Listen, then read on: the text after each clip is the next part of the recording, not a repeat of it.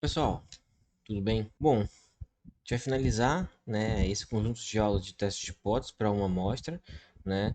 Ficou faltando somente a gente falar a respeito do p-valor, ou seja, a probabilidade de significância, e da interpretação via teste de hipóteses, via intervalos de confiança, né? Então, a gente tem duas outras estratégias para poder, né, fazer o nosso teste de hipótese, ou eu faço essas que a gente viu no nas nossas últimas aulas, né, que é construindo região crítica, fazendo grafo, definindo os valores críticos e tudo e tal, né? Ou a gente pode fazer o cálculo do p-valor, né, ou fazer o cálculo do intervalo de confiança. Então, são três opções, nós já vimos uma, né, faltando mais duas para a gente fechar, tá bem? Então, vamos ver lá como é que funciona a questão da interpretação via cálculo da probabilidade de significância em intervalos de confiança. Bora lá. Bom, então, na construção do teste de hipótese, o que a gente faz lá no nosso terceiro passo? A gente fixa um valor, né? Nosso nível de significância. É sempre feito isso, né? Então, o que a gente pode argumentar acerca disso? Bom, esse procedimento pode levar à rejeição da hipótese nula para um determinado valor de alfa e a não rejeição da hipótese nula para outro determinado valor de alfa. Então, a gente vai ficar assim, sim, qual é o alfa que a gente vai utilizar, né? O ideal é que você seja justo, né? Se você construir tá trabalhando com 5%, você faz até 5%, né? 1% faz tudo 1%. Não adianta você escolher o alfa a seu bel prazer, tá? No entanto, pessoal, né, a gente tem uma outra estratégia que é fazer o cálculo da probabilidade de significância ou nível descritivo ou p-valor. É a mesma coisa, tá? Eu quero calcular o quão significante é esse teste, né? Ou qual é o p-valor do teste. Esse p-valor, né, é o valor P, também é chamado, né, p-value. Ele é muito comum nas saídas dos softwares. Vocês vão ver mais para frente isso daí, né? Que é o que se interpreta como um todo. Então, quando você for fazer alguma interpretação, na maioria das vezes você vai fazer o uso do p-valor, tá? Para poder tomar sua decisão. Tudo bem? Então, a diferença principal dele aqui, pessoal, é que eu não vou ter que fazer região crítica, eu não tenho que calcular aquela área e tudo, e na tabela para poder encontrar valores críticos. Eu vou ter que ir na tabela aqui em algumas vezes, mas de forma muito mais direta, né? Viu os dados amostrais, viu as hipóteses, bate daquilo ali, você já sai fazendo conta e pronto, acabou, tá? Então, aqui, né, o que se faz indicar a probabilidade de ocorrer valores da estatística mais extremos do que o observado sob a hipótese, né, de que a H0 é verdadeira. Ou seja, qual que é a probabilidade de eu encontrar um valor maior ou menor, né, daquilo que eu já observei na minha amostra, tá? E aí a gente, né, chamamos a estatística de teste, né, teste significante quando rejeitamos a H0, tá? E o p-valor menor p-valor é o menor nível de alfa que a estatística ela é significante, tá? Então, a gente só vai dizer que é significante quando a gente rejeitar H0. Ah, mas o quão significante isso e qual é a importância disso, né, na interpretação dos dados? Eu comentei, acho que no primeiro vídeo, isso aqui com você, a respeito, né, de ser favorável a H0, de ser pouco favorável a H0, né? Então, por exemplo, se o p-valor é muito pequeno, né, é um valor, é uma probabilidade, ela está muito próximo de zero, então isso quer dizer que, né, é muito provável que H0 seja falsa, né? Eu não estou sendo, os dados não estão muito a favor de que H0 seja verdade, tá? Então é muito provável que ela seja falsa. Se eu tenho um p-valor muito grande, ou seja, a probabilidade de significância muito grande, é muito provável que H0 seja verdadeiro, né? Então, aqui nesse caso aqui, né, eu estou numa situação em que H0 é da verdade. Então, valor muito pequeno, né, H0 falso, valor muito grande, H0 verdade. E qual é o impacto na minha tomada de decisão? P valor muito pequeno, né, eu vou tender a rejeitar H0. P valor muito grande, eu vou tender a não rejeitar H0. E a gente vai fazer aquela comparação com o nível de significância, né? Se o nível de significância que eu adotei, né, sei lá, é um determinado valor, e o p-valor for menor do que ele, então eu rejeito H0. Se o p-valor for maior do que ele, eu não rejeito. Tá? Então essa vai ser a nossa regra de decisão aqui, muito mais simples, muito mais tranquila de se poder trabalhar, ok? Vamos lá seguir. Então, o que acontece aqui, né? Eu tenho que levar em consideração a questão dos testes, né? Sobre a hipótese alternativa. Então, eu estou fazendo aqui o cálculo da média, tá? Mas isso vai funcionar para todos os outros que nós vemos aqui, tá? Seja a proporção, seja o teste T, vai dar para trabalhar isso daqui tranquilamente, tudo bem? Então, ó, o que nós temos aqui? Ó, o p-valor, né? No caso unilateral à direita, ó, se eu quero uma coisa do tipo assim, ó, né?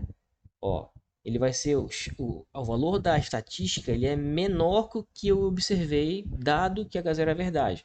Se H0 é verdade, então eu assumo que tem distribuição normal, com o valor, né, aqui de H0 e tudo e tal, eu faço aquela continha de probabilidade. A mesma coisa para o outro, ó, né? Só que agora eu estou com a desigualdade maior, ou seja, ela é maior que o que eu observei, tá? Se eu tô num caso bilateral, pessoal, né? Eu vou ter que calcular a probabilidade tanto à direita quanto à esquerda, né? Então, eu tenho que pensar nessas coisinhas aí, né? De pegar a direita, pegar a esquerda e trabalhar isso. Então, com a probabilidade, né? A gente viu lá, por exemplo, no caso da distribuição textudo, no caso da distribuição normal, lembra que os valores críticos eles eram os mesmos? A probabilidade vai dar a mesma também. Então basta eu multiplicar ela por 2. Calcula a probabilidade ou ser menor que um determinado valor e multiplica por 2, ou calcula a probabilidade, né, de ser maior que o valor observado e multiplica por 2. Aqui já está levando em consideração aquelas duas áreas, né, que a gente viu lá do gráfico. Tudo bem? Como é que a gente enxerga p-valor, pessoal? Né? Então, olha só, né? Eu tenho uma área de rejeição aqui, ó. Eu tenho uma área de rejeição aqui, né? Que é essa de x1 para baixo. Aqui eu estou pegando só o caso unilateral, tá? O bilateral funcionaria dos dois lados, tá? Ou unilateral direita para lá. Então, olha só, estou pegando toda essa área para baixo aqui, ó. Né? A área do p-valor é o que eu estou calculando abaixo, olha só, ser inferior à do que eu observei na amostra. Então eu sei que esse cara está aqui dentro, mas o quão significante ele é? Aí eu calculo essa área bem aqui, ó, né? Que é a área referente ao meu p-valor. Né? Aí eu vou ter a probabilidade da significância dele. A ideia vai funcionar da mesma forma para um teste bilateral, ou um teste unilateral. Se for bilateral, eu vou considerar essa área para cá para cima também, né? Eu quero saber essa área de significância. Por isso que eu vou multiplicar ela por 2, porque eu vou ter essa daqui, né, vezes essa daqui. E a área que eu tenho aqui, por ter simetria, ela vai ser a mesma, tá? Então, fica nesse sentido o cálculo do p-valor.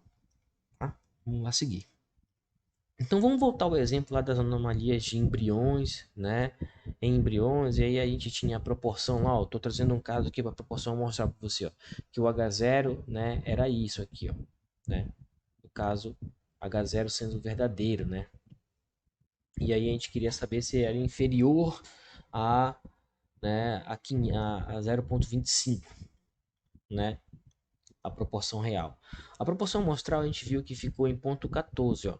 Então, o que que vai ser o p-valor? Eu vou calcular um valor. Por que que vai ser menor aqui? Porque lá o H1, né, era que a proporção real fosse menor que 0,25. Então, esse cara aqui é que manda aqui na desigualdade, ó, o H1 que manda na desigualdade, né? Então, o p-valor, olha só que diferença na interpretação. Um tem passo 1, um tem passo 2, um tem passo 3, faz só uma conta de probabilidade. Então, a probabilidade do p-valor, da proporção amostral, ser menor que 0,14, dado que H0 é verdade, então eu estou assumindo H0 verdade aqui, né? Para eu poder ter uma distribuição de probabilidade para fazer a conta, né? E simplesmente, pessoal, o que, que se faz aqui, né? Padronização nesse cara, tá aqui, é Z e esse cara bem aqui. Pronto. Cálculo da normal puro e direto, né? Então, se você fizer um cálculo da probabilidade da normal, fizer essa resolução bem aqui, né? Você vai encontrar esse resultado de 0,053, tá? Então, esse resultado aqui, né? Ele é igual Bom, então esse resultado aqui vai dar menos 1,81, tá? No valor aproximado. E aí, pessoal, é simplesmente, ó, você fazer o cálculo de probabilidade, né? Então, você vai verificar lá que a probabilidade de Z ser menor que menos 1,81, né? Isso aqui você faz o gráfico, né? Eu não vou mostrar para você como é que faz isso daqui agora, mas se você tiver dificuldade, volte lá na aula, né, de probabilidade com distribuição normal que eu explico isso bonitinho. Então é 1,81, né? E essa área aqui de trás, aqui tudinho, o que que vai pegar na tabela? Essa área bem aqui, ó, é justamente essa que nós temos aqui, de 0,0353, tá? Então, ó, como o p-valor aqui ele é menor que o alfa, olha só que simples, pessoal, né? Rejeitamos H0, né, a esse nível de 5%. E dessa forma, temos indicativo que a proporção de anomalias ela é menor que 25%. Tá? Então, observe, eu tenho um cálculo de p-valor, né, que vai me ajudar a tomar a minha decisão baseado no nível de significância, né? Aqui, quanto menor ele, ó, então eu mostro que ele é significante, ó, ele tem uma probabilidade boa de significância aqui. Então está dizendo informações que H0, né? Está me dando informações que H0 não é verdade, né? Evidências aqui que H0 não é verdade. Tá? Quanto maior fosse esse cara, ia me dar evidências que H0 é verdade. Tá? Então, é justamente essa a ideia do p-valor, tá? Vamos ver aqui o exemplo com o caso bilateral que nós vimos, né, no exemplo 2 lá, né, da distribuição normal. Então, olha só, eu tenho o peso dos pacotes, né, de café, ele quer saber se é igual a 500 aqui, né, e é justamente essa informação que nós temos aqui. A amostra observada, né, me deu uma média de 492, eu vou calcular uma probabilidade, ó, ou duas vezes menor que esse cara aqui, né, 492, ou duas vezes maior que 492. Por que que eu estou fazendo isso? Né? Porque o meu H1 nesse caso aí é de que o Mi ele é diferente de 500. Então eu tenho que pegar aqueles dois lados que eu falei, tá? Mas basta você fazer a conta para um, né, e resolver normalmente. Então, feito isso, né, a gente tem a mesma coisa do passo anterior, né, do exemplo anterior, a padronização aqui que é o meu Z, a padronização aqui que vai dar esse carinha bem aqui, ó. E esse resultado aqui, pessoal, olha só, né, esse resultado bem aqui, né, vai ser da menos 1,6, né? Então eu vou lá na tabela do normal, calculo quanto dá isso daqui, vou ter uma probabilidade e quando eu multiplicar essa probabilidade por 2, vou ter exatamente 0,1096 aqui, tá? A mesma coisa vai funcionar para daqui de baixo, né? A mesma coisa, sem ter tirado nem botar. Logo, observe aqui, ó, a um nível de 5%, ó, né? Então, como eu tenho meu p-valor aqui é 0,1096, esse valor ele é maior que alfa, tá? Como ele é maior que alfa, então a gente não vai rejeitar H0 e logo temos indicativo que a máquina está bem calibrada, tá? Mas observa que a probabilidade de significância aqui, ó, né? Ela é 0,10, olha, já não é uma significância, né? Mas como a gente precisa adotar um critério para a escolha, né, das hipóteses e foi maior que o alfa, beleza, né? Não rejeitamos H0.